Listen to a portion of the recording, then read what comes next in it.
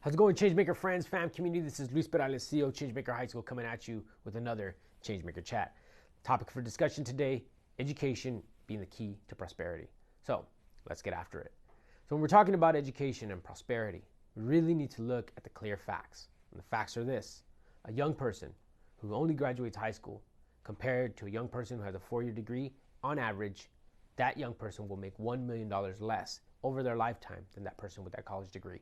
These are the facts, folks, right? Now, I know that somebody out there will say, hey, I know somebody who didn't go to college who's been prosperous. Okay, great. I recognize that, and that's absolutely true.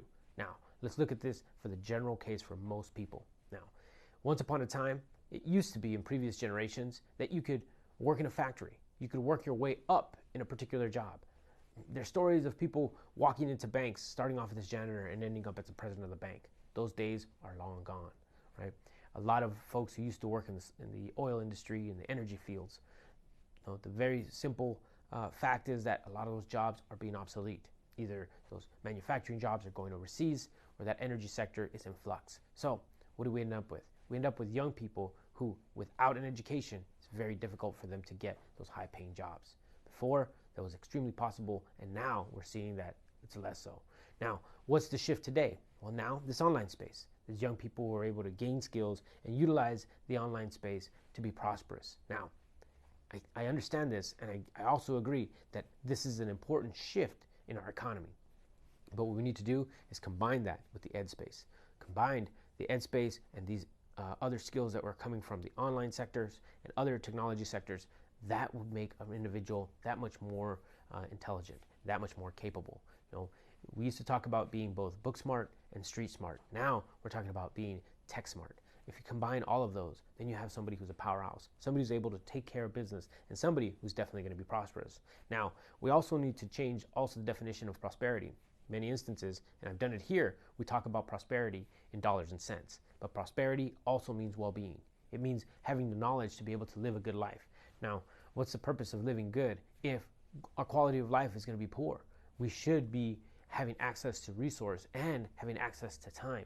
And time is only provided to us if we take care of ourselves. So the ed space also needs to take that into consideration.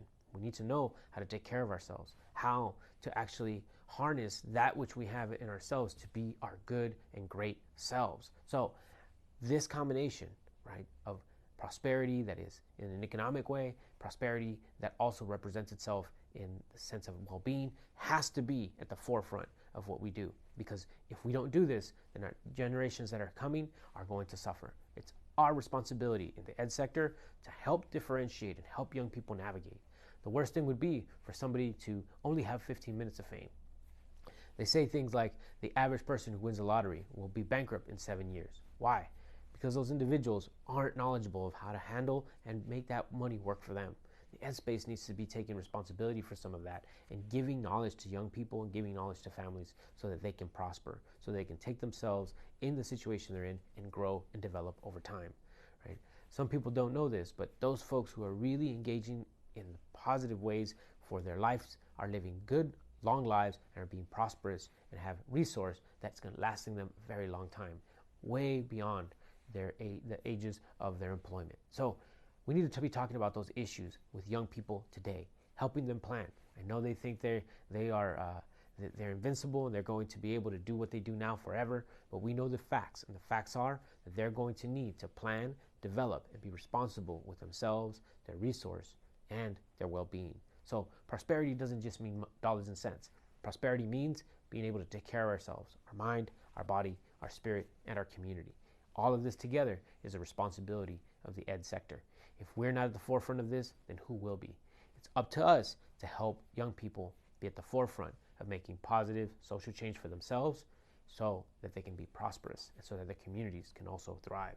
Again, it's us who are at the forefront of this, and it's with the help of community, educators, and youth, families, that we can do this together. All right, folks, thank you so much for watching.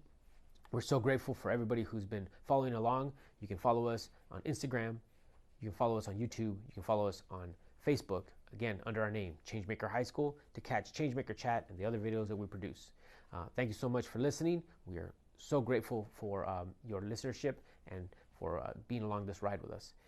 If you know somebody who is interested in this form of education, as I've said before, please guide them to our website, www.changemakerhighschool.org/intent-to-enroll, and we can set up a tour for them today. If you want to call us, please call us at 520-615-2200. We'd be happy to get on the phone with you and to set up a time to meet face-to-face. Thank you so much, everybody. We'll see you next week on the next Changemaker Chat. Have a good one. Bye-bye.